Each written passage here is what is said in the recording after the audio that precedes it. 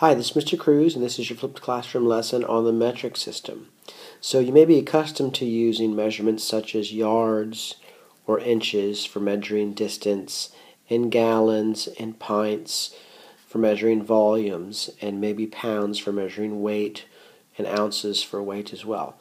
But this year, we're going to be using the metric system. So we will not be using any of those measurements. Instead, we'll be using measurements such as centimeters for measuring lengths, liters and milliliters for measuring volume, and for measuring mass we'll be using kilograms and grams. This is the metric system. Now the question is, why is the metric system easier to use? Because it is much easier to use. One reason the metric system is much easier to use is because it's easier to convert. So if we look here at 1 meter, you can break it up into 10 decimeters, 100 centimeters, or 1,000 millimeters. So everything's based on units of 10, hundreds, or thousands. And when converting, it's much easier to do these conversions. You simply have to move the decimal. But in the system that we use here in the States, converting can be cumbersome.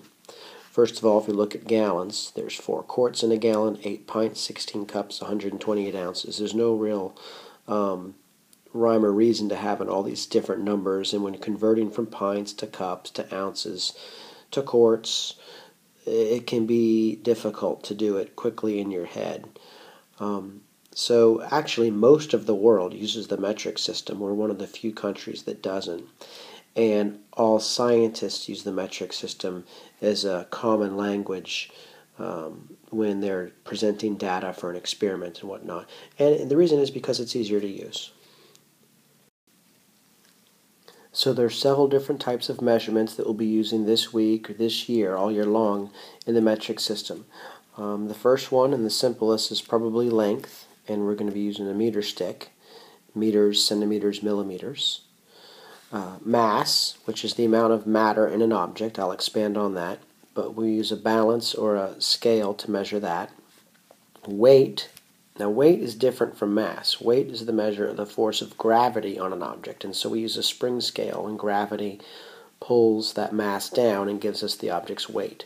Weight can change depending on your location in the universe. Mass is constant. In other words, your mass is the same on Earth as it is on the Moon, but your weight is different because there's less gravity on the Moon.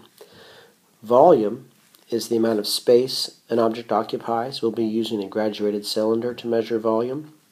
We'll also use a formula length times width times height. And another word for volume is capacity. And then we're going to be calculating density. And density is actually mass divided by volume. It's a ratio. And I'll expand on that later as well. And then, measuring temperature in the metric system, we use the Celsius scale and sometimes the Kelvin scale, whereas we're accustomed to Fahrenheit. Celsius is the common temperature scale we'll use here in class.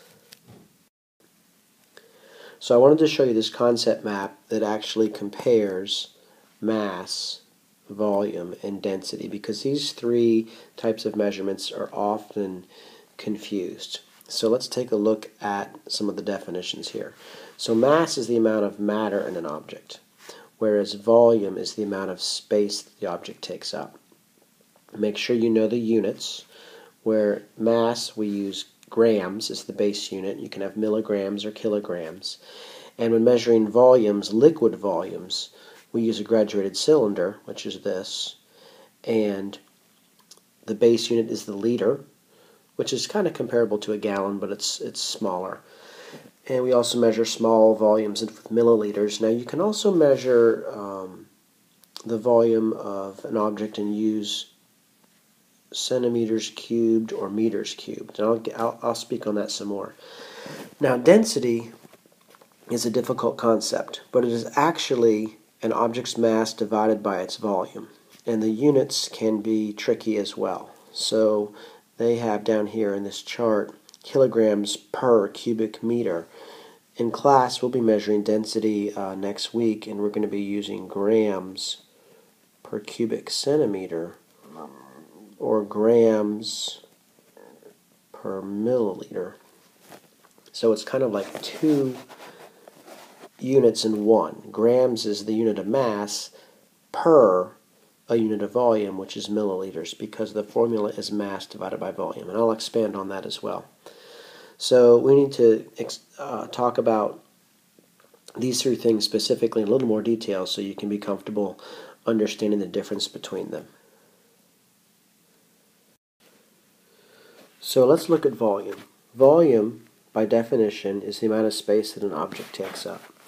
So if you look at this cube here, you can see that it takes up much more space than this little tiny cube inside of it. So it's a three-dimensional concept. Now, you can measure the volume of a regularly shaped object like a cube or a brick simply by using length times width times height.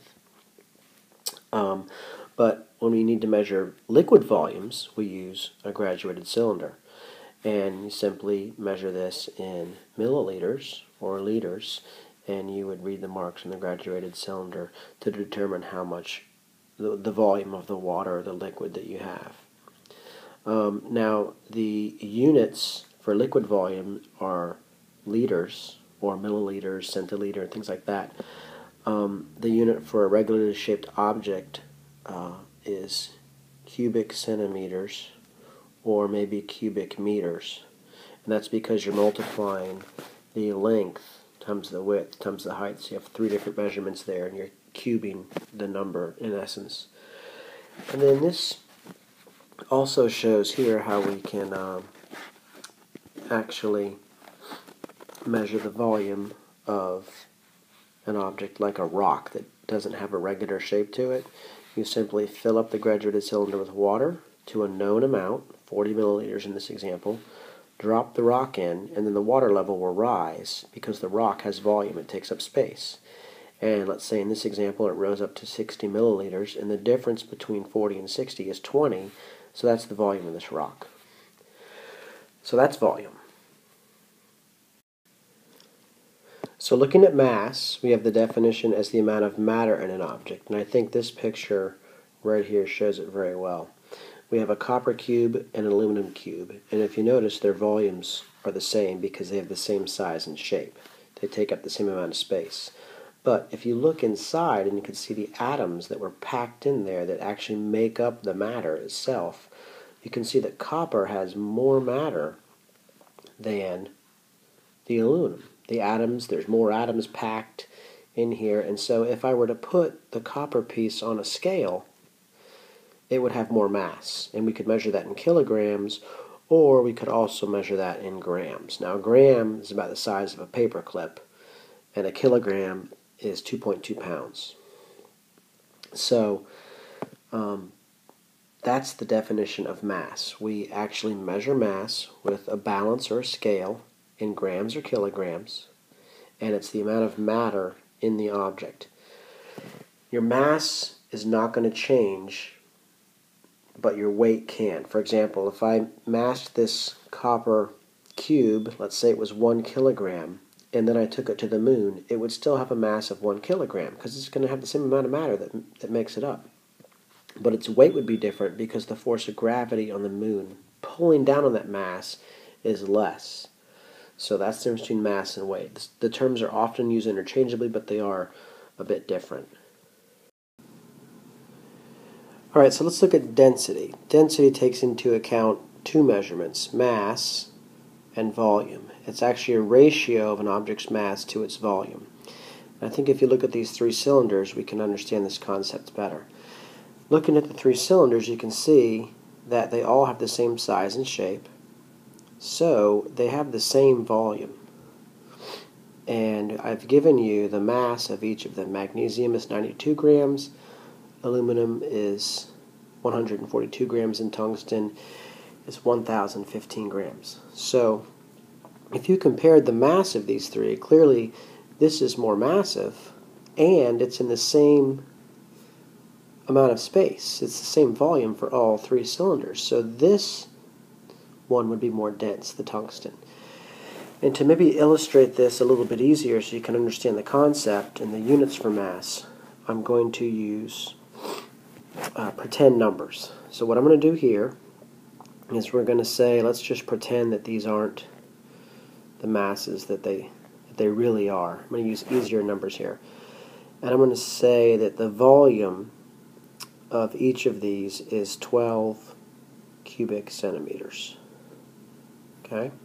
And I'm going to say that the mass of the magnesium is 12 grams, and that the mass of the aluminum is 24 grams, and let's say the mass of the tungsten is 36 grams. So I'm just making up numbers here so you can understand the concept easier. So figuring out the density of the magnesium, in this case, we would have 12 grams divided by 12 cubic centimeters, and the density would be 1. Now the units are grams per cubic centimeter, and that means for every single cubic centimeter there's 1 gram of mass. So it's kind of like a ratio. It simplifies things. Now let's look at the aluminum. Now once again, these are pretend numbers just to make it easier. The aluminum, we have 24 grams based on what I said, and the volume is still 12, same volume because they're all the same size and shape, and now you can see that the density would calculate out to 2 grams per cubic centimeter. And that would mean that for every cubic centimeter, its mass is 2 grams. So this one would be twice as dense as this one. And then the third one, you can see, we'd have 36 grams divided by 12 cubic centimeters, and that would give us 3 grams per cubic centimeter. And so this third one would have 3 grams for every cubic centimeter in that cylinder. So maybe that helps you understand the concept a little bit more.